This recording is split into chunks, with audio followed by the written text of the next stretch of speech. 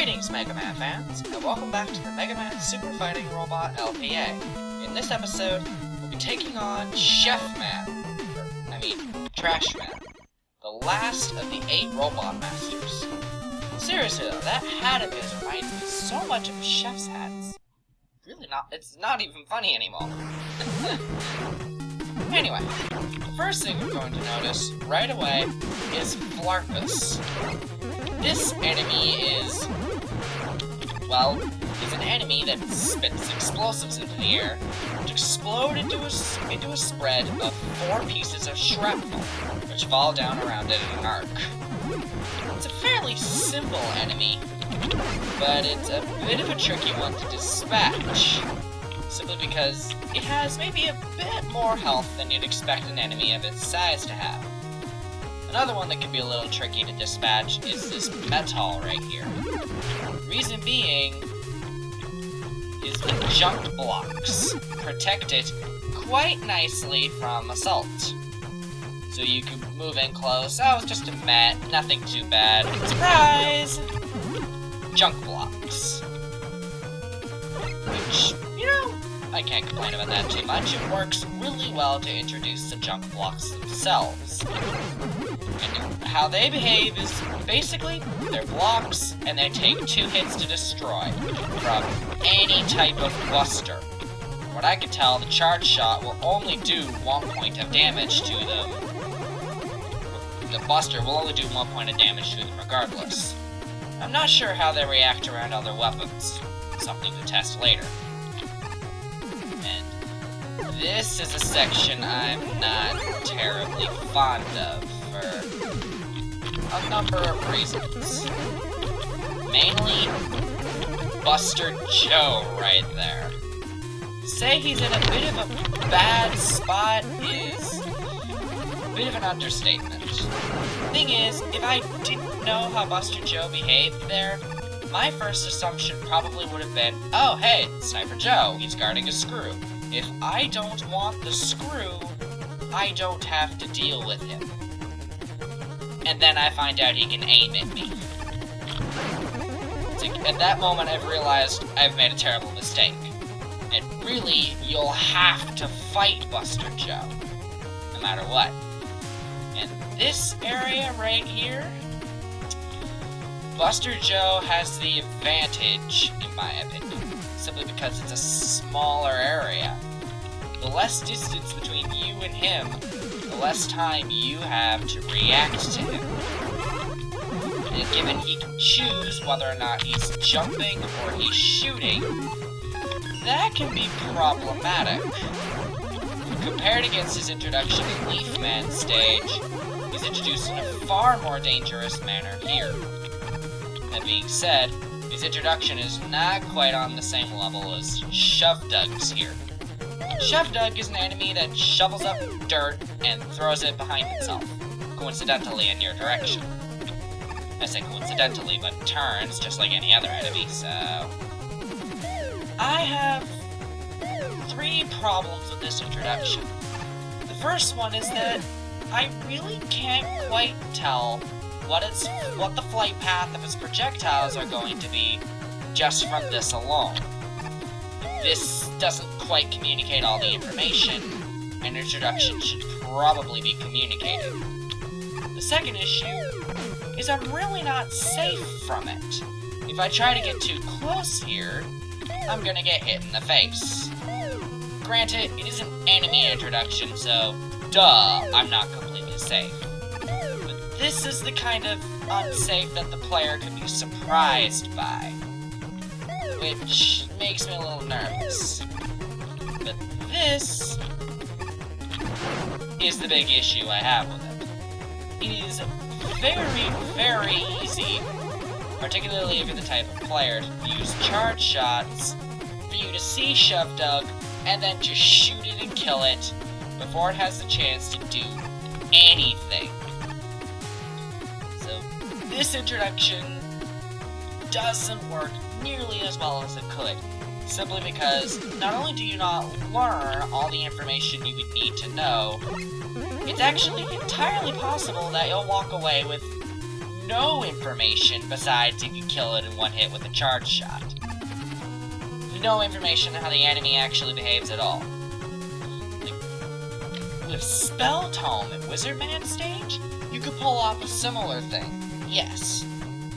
Considering Spell Tome was also reliant on how it behaved, depended on the player, that was inherent to the enemy itself, meaning introducing it in any other way would have been very, very difficult. With Shove Dug, it has no such excuse. This could definitely have been handled better, and I'm a little annoyed at myself that I didn't catch it back in beta testing.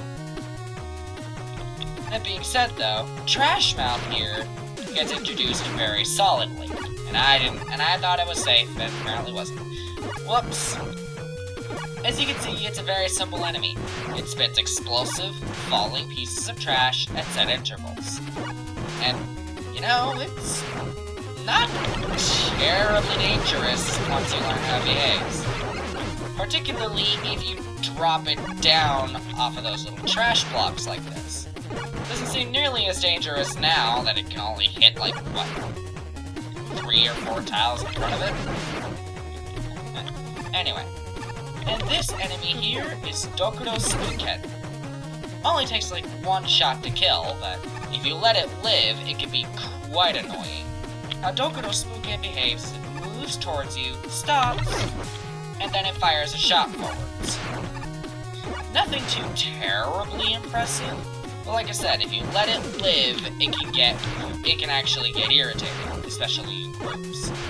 And this Trash Mouth here, no supports for you to take out in order to make it easier to deal with. You've got to deal with it the old-fashioned way.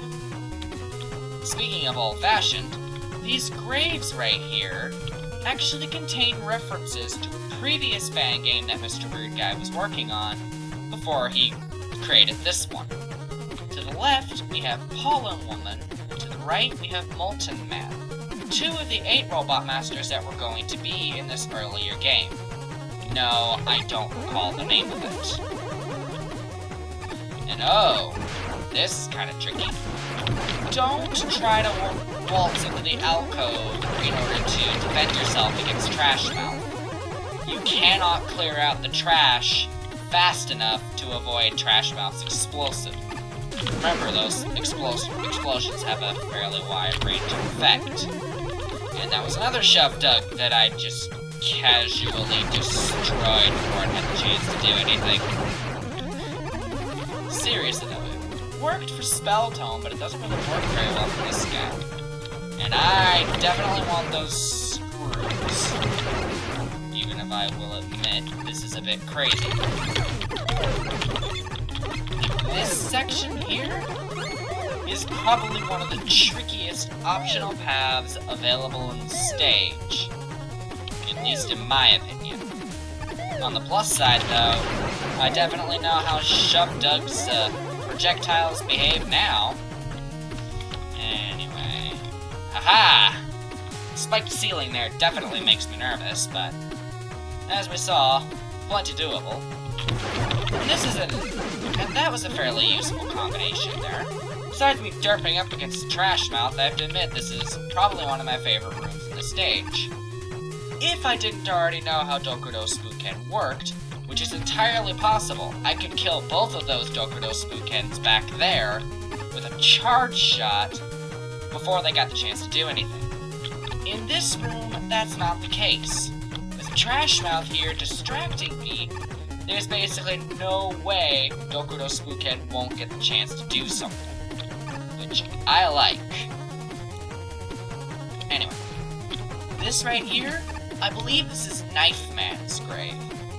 Speaking of which, I think I missed a grave back there that was broken. That broken grave's gonna come back and bother us, I can tell. And this is an interesting room. Let's kind of walk through this one. First thing I'm gonna point out, the baton. Because of where it is, you're gonna find out about the fact it's a shielded enemy. Because, quite simply, it's right in your range, and you can see it against the background. So, really, it's not hard to find out about how it behaves. And then, when you jump up there just like once in order to get a trash mouth or something, that baton will come. That baton is going to start actually doing things. That second one there.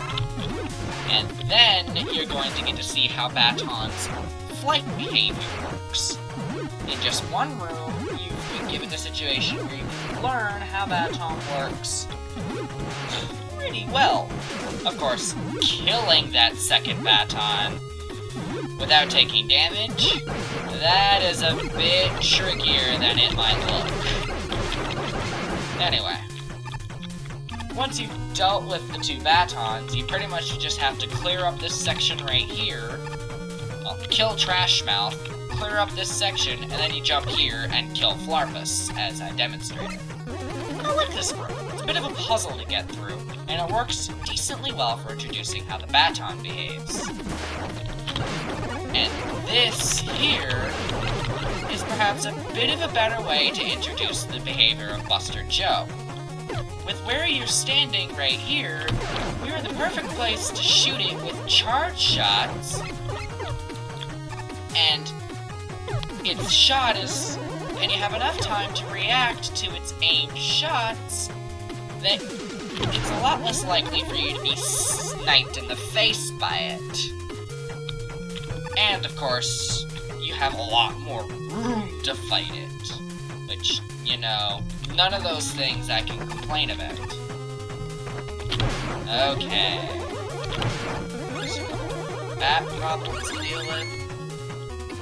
Quick little slide, and midboss. This is Battery Man Z. That's a zombie Battery Man. Battery Man was another one of the Robot Masters present in that fan game I mentioned. Except, unlike the others, he's kind of, sort of still alive.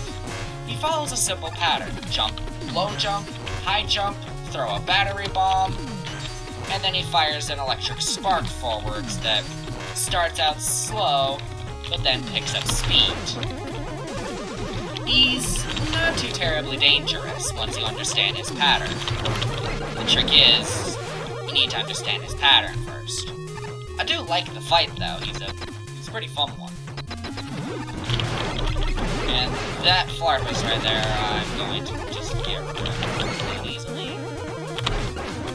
And now we have more graves. In fact, that's 3 out of 4 of them right there. And I want that screw.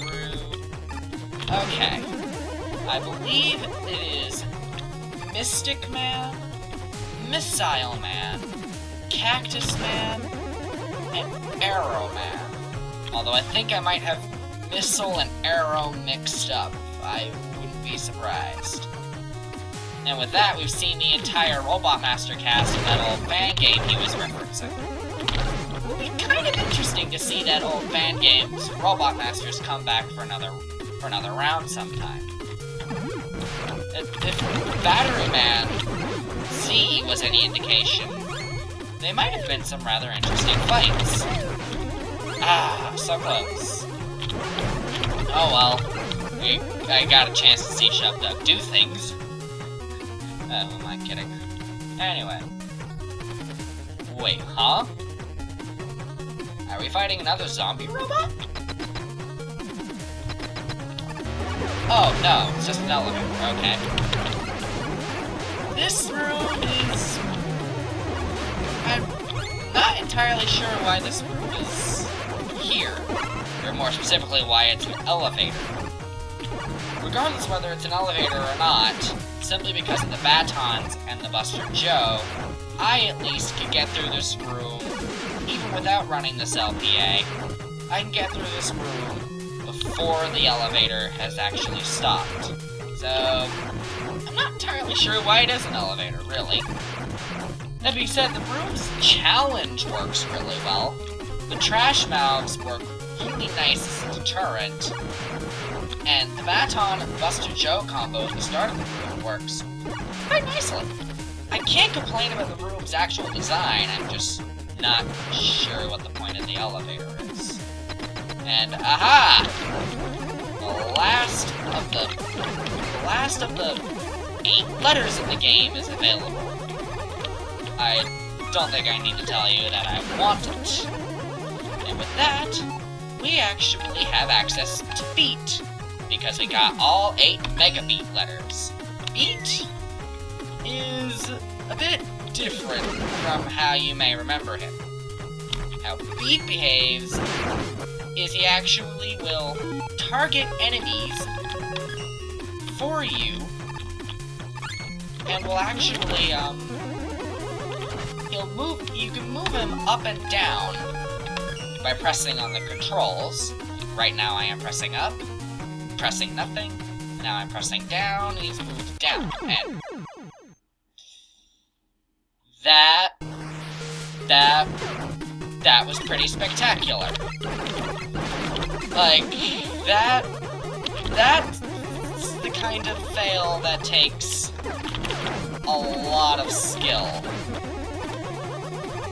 Like, wow. Well, at least we get to see this room as without the wrecking part of it with Beat. And I think I want that. There we go. Something to replace the live I lost, because good going, slide. I think it feels like the trash is starting to get sparser and sparser, at least in terms of the trash protecting you against the spikes. And this stage itself is using spikes a fair bit. And here we have a split path. Personally, I prefer taking the top path, at least among the available paths for me to, take. I feel like it's a little easier, and certainly it has better rewards at the end of it. That being said, though, I do make Flarpus a little more difficult to deal with, since the best vantage point for dealing with it, well, I don't think I need to tell you that Trash Mouth is right there to make a problem for me. Yes, I know I just used a weapon, but, you know, we all knew how that was gonna go anyway. I suppose I just saved us some time. But yeah, that Trash Mouth Flarpus combo right there, that was brilliant. Fiendishly brilliant. And I can't complain about that at all. You have a nice vantage point where you stand right next to Flarpus, except you need to be watchful of Trash Mouth because its explosive hits there. The best way to solve this section would have been to try and, oh, don't respawn again. Be to try and actually get rid of the trash blocks there while avoiding Flarpus's attacks, so that way Trash Mouth didn't have the same vantage point. Then he could deal with Flarpus and Trash Mouth with nowhere near as much issue. Like, again, can't complain about that one. This level is an interesting one. Overall, it has a nice little focus on puzzles, particularly in terms of choosing what to shoot and what to not shoot. I can appreciate that. There's also a nice little difficulty curve in terms of how much trash you have available to protect yourself before you end up in danger. That being said, outside of the batons, enemy introductions here seem to require a little bit of work. Like, Baton's introduction was really good, and actually Trash Mouth was pretty good too. But then there's instances like actually, it was really just Shove Dug that was a big issue, but wow, that was an intro, alright. And this stage is also a bit spikier than some other ones, but nowhere near the level of Coleman and his lava. So, not the end of the world, really. One other minor nitpick. I feel like the T almost would have worked better if it was on like, that split path near the beginning of the stage where I had to clear out the trash. in order to get down there and was dealing with Mets and the shove dug. I feel like the T almost would have worked better if it was put there. That section was more difficult to get through than getting the T actually was. Like, that letter was right in plain sight, really easy to access. Anyway, enough nitpicking. It's Trash Man time. First things first, get out of the alcove. Anyway, Trash Man himself is a boss which is similar to Dagger Man in a way. He telegraphs his abilities, and unlike Dagger Man, he will sandwich his attacks with slides. That being said, don't underestimate him just because of his size. He is actually probably one of the most dangerous robot masters present in the game. I am probably going to die. As you can see, he has 3 major attacks besides his slide. If he lifts his arm up into the air, he's going to throw that little trash club. If he thrusts his arms outwards, he's going to launch that spread shot of trash around himself. And then if he squats downwards and lifts his arms into the air, he's going to make it rain trash on your head. And then of course he telegraphs his slide by getting down on his hands and knees. As I said, he sandwiches his attacks through the use of slides. And his slide is the only thing he's capable of doing more than once. So after one slide, there's a chance he might slide again. That being said though, most of the time, the other trick to him is, as you may notice, his first actual attack is always the explosive, is always the bouncing trash piece. And then he can do 1 or 2 slides, followed by one of his other 2 attacks. Either the trash rain, or his actual big spread shot. He's a very tricky boss to deal with, but once you really start learning how he works, he's doable. The main thing is, don't try to rely on what little pattern he does have. Focus on the telegraphs. That's your best option for fighting him. Anyway, Trash Man's weapon is the Trash Attack. It's basically a superior Power Stone. The spread shot deals multiple hits to enemies that it hits, and as demonstrated, you get a nice little double jump when you use it in midair. Definitely can't complain about that. It's easily one of the best weapons in the game. Anyway, with that, we have a cutscene. Well, you've beaten the rebellious robots, but we still can't locate Proto Man. We need to find him soon. Where could he be? Hey, can you hear me? Ah, there you are. Dr. Light, listen, I don't have much time. Wily, what are you up to this time? Calm down, Mega Man. Why have you contacted us this time, Albert? Oh, snap, first name basis. It's Proto Man.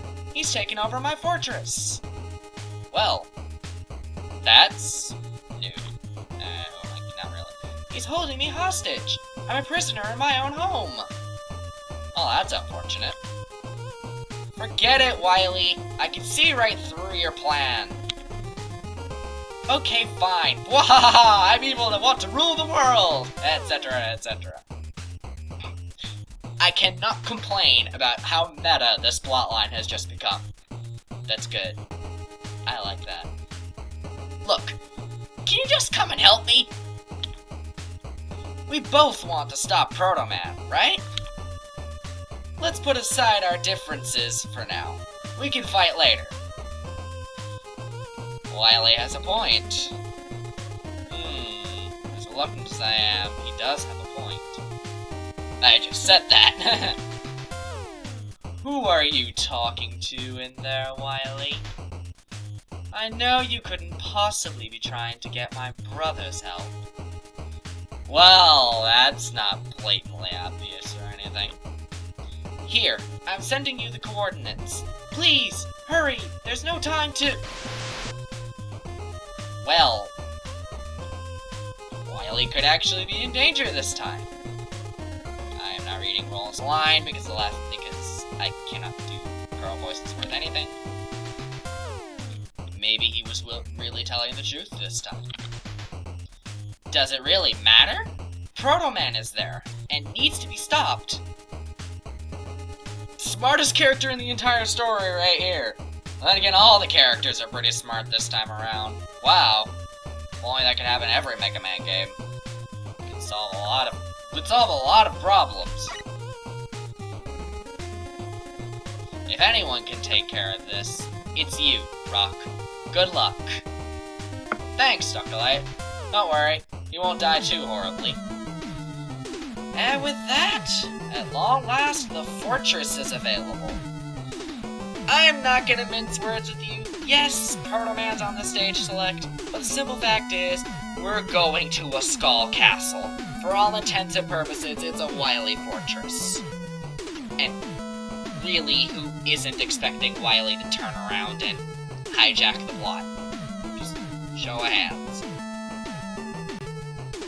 Anyway, with that, that's it for this episode, and I've managed to dwarf Soakman's video in length. Oh my word! So, the next episode, we'll be going to the first stage of the fortress. So, until then, thank you very much for watching, and I hope you enjoyed this episode. So, on that note, goodbye!